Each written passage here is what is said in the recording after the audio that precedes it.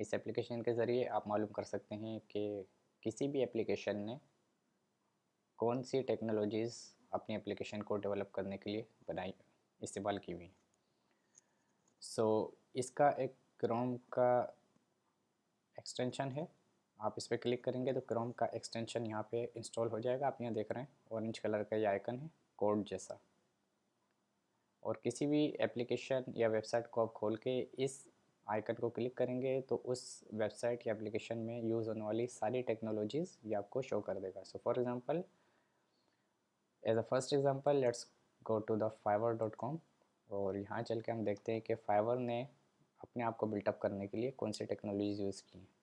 अगर मैं क्लिक करता हूँ यहाँ पर तो थोड़ी देर में हमें बता देगा कि एनालिटिक्स के लिए फाइवर यूज़ कर रहा है crazy egg, Google tag manager को यूज़ कर रहा है as a tag manager, JavaScript की लाइब्रेरीज में रिएक्ट जो कि बहुत ज़्यादा मशहूर है, immutable JS, Handlebars and to some extent jQuery, और इनका CDN है क्लाउडफ्लेयर।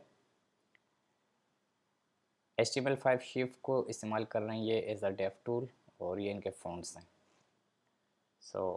अगर आपको नई टेक्नोलॉजी के बारे में नहीं पता तो यहाँ पर जाकर आप हॉवर करेंगे और इसके ऊपर क्लिक करेंगे तो ये क्रेजी एग क्या चीज़ है इसको इस वेबसाइट या एप्लीकेशन को ये खोल के आपको दिखा देगा।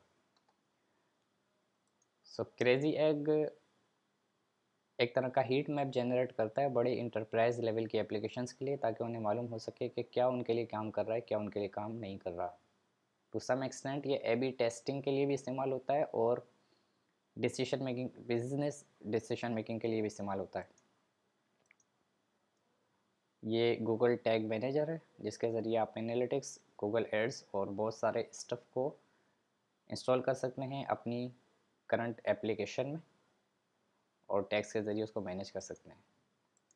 ये रिएक्ट JS.org जो कि फेसबुक का एक स्टार्टअप है और ये बहुत ही ज़्यादा मशहूर है फ़िलहाल फ्रंट एंड डेवलपमेंट लाइब्रेरी। इसके बारे में तकरीबन लोग जानते हैं जो डेवलपमेंट फील्ड से रिलेटेड हैं।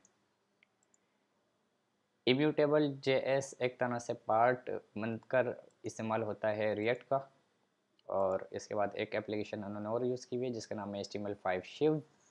ये इस्तेमाल होती है जो बगी इंटरनेट एक्सप्लोरर मशहूर है बग्स की वजह से अपने, और न्यू टेक्नोलॉजीज़ को सपोर्ट ना करने की वजह से जो इंटरनेट एक्सप्लोरर मशहूर है तो ये उसको सपोर्ट करने के लिए इस्तेमाल होता है। HTML5 के जो न्यू टैग्स सेक्शनिंग्स वगैरह के लिए आए हैं, हेडर, फुटर और सेक्शन, असाइड वगैरह, वो जिन ब्राउज़र्स के ऊपर सपोर्ट नहीं कर रहे होते HTML5 शिव उन ब्राउज़र के ऊपर इन नए HTML5 के टैग्स को सपोर्टेबल बना देता है।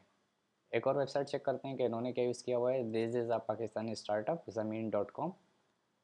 इस वेबसाइट को या एप्लीकेशन को हम खोल कर क्लिक करते हैं whatruns.com पर, क्रोम एक्सटेंशन पर, तो हमें ये बता रहा है कि ये इन्होंने वन सिग्नल को इस्तेमाल किया हुआ है एडवर्टाइजिंग के लिए, डबल क्लिक, और बिल्डिंग सिस्टम्स के लिए इस्तेमाल किया हुआ इन्होंने वेब पैक, CDN के लिए अगेन क्लाउडफ्लेयर जो फाइवर ने इस्तेमाल किया हुआ था, गूगल टैग मैनेजर अगेन ये भी फाइवर ने इस्तेमाल किया हुआ था, और ये ज़मीन.com बनी हुई है रिएक्ट JS के फ्रेमवर्क पे, जो कि अगेन बहुत ज़्यादा फ्रंट एंड का सबसे ज़्यादा मशहूर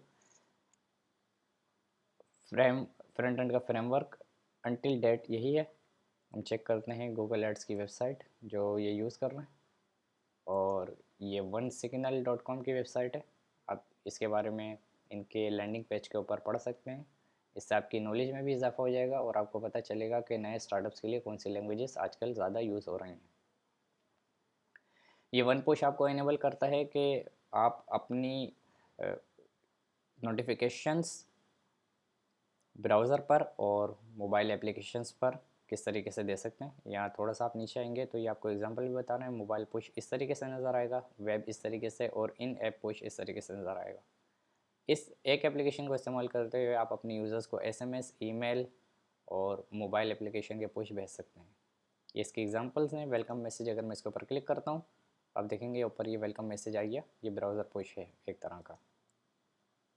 ये क्लाउडफ्लेयर का CDN नेटवर्क है जो कि बहुत सारे लेवल के ऊपर फ्री भी होता है, लेकिन ये चूँकि एंटरप्राइज लेवल के एप्लीकेशन है ज़मीन.com और फाइवर, तो ये इनके इंटरप्राइज पैकेजेस यूज़ कर रही होती हैं। कंटेंट डिलीवरी नेटवर्क के बारे में अगर आपको नहीं पता तो आप गूगल पर सर्च कराएंगे तो आपको पता चल जाएगा कि ये वेबसाइट की स्पीड को फास्ट करने के लिए और रेलिवेंट डेटा रेलिवेंट डेमोग्राफिक्स से यूज़र को सेंड करने के लिए इस्तेमाल किए जाते हैं, क्यों, ताकि यूज़र को बहुत ज़्यादा जल्दी वेबसाइट अपने फ्रेंड के ऊपर नज़र आ सके। तीसरा स्टार्टअप जिसको हम चेक करते हैं जो बहुत ही मशहूर है, udemy.com। इसके ऊपर क्लिक करके हम व्हाट रन्स की एप्लीकेशन पे क्लिक करते हैं तो ये हमें बता रहा है कि बूटस्ट्रैप को इन्होंने यूज़ किया हुआ है for their HTML CSS। Again Cloudflare is the CDN network and again front end की लाइब्रेरी है React. Google code prettifier use कर रहा है जो कि अब गिटहब पे मैनेज हो रहा है। बिनाज के नाम से एक और इन्होंने मिसलेनियस एडवर्टाइजिंग प्लेटफॉर्म यूज़ किया हुआ है। इसी तरीके से वेब पैक को इन्होंने इस्तेमाल किया हुआ है। वेब पैक पहले भी इसका जिक्र हो चुका है ज़मीन.com वगैरह पे।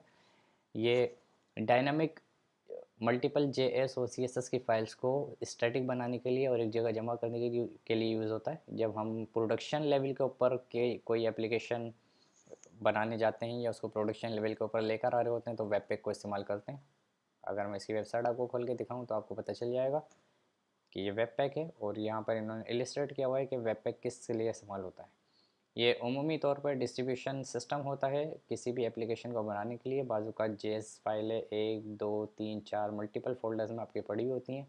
CSS फाइलें भी मल्टीपल फोल्डर्स में पड़ी होती हैं। बाजू का वो सेस से बनती हैं, बाजू का वो लेस से बनती हैं।